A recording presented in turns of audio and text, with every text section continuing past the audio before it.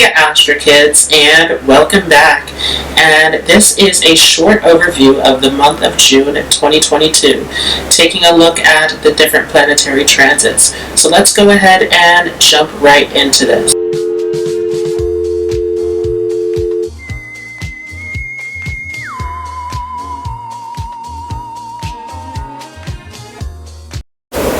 So up on the screen here is the chart of the transits coming up here in the month of June. And we will start off with Mercury stationing direct on the 3rd. And keep in mind that Mercury is still going to be going through a post-shadow. So we are slowly making our way out of this Mercury retrograde. But this has been a big Mercury retrograde, as it has been in the sign of Taurus here in the nakshatra of Rohini, which has everything to do with business, commerce, negotiation, deals, anything that is dealing with your creative process, especially for those who are entrepreneurs, anything along the lines of your speech, because Taurus is related to the throat, and anything that is dealing with hospitality. So this has been a big time in terms of money and business with this Mercury retrograde for some of us. Some areas in business going haywire, some things that we need to take our time as far as negotiations and deals go. But with this Mercury coming direct, this is a great opportunity for business, and Mercury will stay in Taurus for the rest of June. So this is a huge opportunity with Mercury in Taurus in terms of using your communication skills, using your business skills. All of this is coming to your favor. So this is an excellent transit that we have coming up here with this Mercury stationing direct. Definitely taking an ease off of that Mercury retrograde. But shortly after that, on the 4th, we will see Saturn station retrograde. So we're not completely out of this time here of actually looking back and looking at the areas that we need to organize and plan properly. Saturn retrograde is bringing up a lot of past karmas. And so this is a big time of releasing and letting go of the past. And actually at the end of June, we will have a new moon that has everything to do with letting go. So we'll talk more about that as we move along here. But with this Saturn retrograde, this is a big time to look at the area of your life that is ruled by Aquarius, because that is a big area where you will find karmic backlog that needs to be cleaned out, that needs to be worked through. This is a big time of taking a step back and making sure that you are planning properly, that you're setting the right priorities, that you're not getting distracted with this Saturn Aquarius.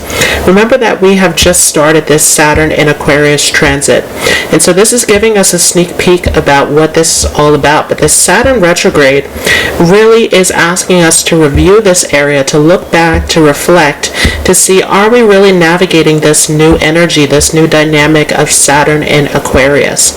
Saturn is very strong in its Mula-Trikona sign here in Aquarius, where this really has a lot to do with responsibility. Aquarius, remember, is the sign of the humanitarian, so this has everything to do with your responsibilities, your duties, your position in the world. This has everything to do with any kind of groups or obligations that you're tied to. And so all of this is coming up at the moment, to look over all of these areas of your life, to make sure that you have this all together, that you're not committing to things that are not for your highest, greatest good. Now, as we continue here, on the 14th of June, we will see a full moon in Scorpio. And this is very intense because, as we know, the moon gets debilitated in Scorpio. That intensity, that passion of Scorpio does not go so well with the moon, which is looking for security. And so this is a very intense full moon where we are being asked about, once again, are we committing to things that are not of value to us? Scorpio is on that opposite side of Taurus, where they are both dealing with your values, they're dealing with your money, they're dealing with the things that you're attached to, the things that you're holding on to. And specifically, Scorpio has a lot to do with what you're holding on to within relationships. And so all of those emotional attachments that you have, taking a look at that area to make sure that everything is correct. that you're not holding on to something that you believe that will be fixed or will get better, but actually taking a look and seeing, are you holding on to something that is toxic for you, that is not good for you, that needs to be cleared out? Scorpio has everything to do with letting go of what no longer serves you. It is the Scorpion, it holds the poison, and so this is all about extracting the poison, getting the drama, the toxic energy out of your life, removing the junk that no longer serves you. And this is especially true as this will happen in the nakshatra of Jyeshta, which we'll talk about more in a future video. But this Jyeshta nakshatra has everything to do with finding deeper knowledge to get going on your spiritual journey ahead, and not holding on to these attachments that are no longer serving you, that are distracting you from your purpose. Jyeshta is the last nakshatra before we get into the third and final section of the nakshatras, which when we get into that last section, transiting over into Mula, after Jyeshta, that has everything to do with our spiritual path, our spiritual calling. And so Jyeshta is that last nakshatra that has everything to do with asking bigger questions, seeking out the deeper answers, going to the root of everything, learning, researching, understanding on a deeper level. This very inquisitive energy has everything to do with looking at where you are in your life and asking those deeper questions of, are these attachments really serving you? Is this really your correct place that you're in? Are you attached to the right things? Or is there something here that needs to be cleaned out, that needs to be removed, and something where you need to step into a new domain within your life? And shortly after that, on the 15th, we will see the Sun shift ahead into Gemini. So Sun has been here in Taurus, where the focus has been a lot on business, on money, on resources, on family, security, things that we are holding on to. But as we move ahead into Gemini, this is a zone of exploring, of connecting, of moving ahead into the future with what you want to do with your life. And so this energy is changing significantly here as we are shifting ahead into the summer season, where there is a lot of vibrant energy that's coming in with this Sun in Gemini.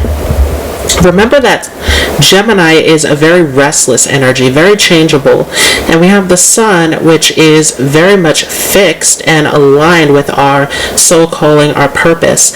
And so there's a little bit of a difficulty here as the Sun comes into Gemini. Where are you getting distracted by things that aren't for you? Again, this whole theme is going to come up here in the month of June. Where are we holding on to attachments that don't serve us? Are we committing to things that are not for us? Or are we going ahead with our path in life? We will see Venus enter into the sign of Taurus here on the 17th. Venus loves being in Taurus as it is its home sign. And so as Venus comes here into Taurus, this is a great time for socializing. This is a great time for making connections, especially when it relates to business and opportunities in acquiring wealth. Once again, this Taurus energy is related to money, and this is especially true in anything that has to do with entrepreneurship, anything that has to do with using your speech, using your artistic talents to your advantage at this time. Taurus is related to the throat, so any kind of singing, acting, any kind of public speaking, this is all connected to this Venus in Taurus. And this is also a very hospitable energy. So for those of you who are working in careers that have to do with helping others, providing a service, this all is a great time with this Venus Taurus and Mercury Taurus that we will see here. As we move ahead, on the 26th, we will see Mars enter into Aries. Mars also loves being here in the sign of Aries. It is its Mula-Trikona sign, its strongest home. So Mars loves being here in Aries. And after coming out of that Pisces zone, where it was a little bit more geared towards spirituality and empathy and a little bit softer, this is a huge time where the energy is going to start to speed up. As Mars comes into Aries, we see this fast fast-paced energy of moving towards our goals, of getting things done. So for those of you who have been feeling tired, who have been feeling sluggish, who have been feeling these major blocks, this is a time here where Mars comes into Aries and everything starts to speed ahead. So this is definitely a great time to put your energy, to focus your energy into what you want to do in life. This passion, this energy, this drive coming up here at the end of June is a great opportunity. Now we will also see on the 28th here that Neptune will station retrograde. And so this is definitely a time to assess your spiritual life and your direction.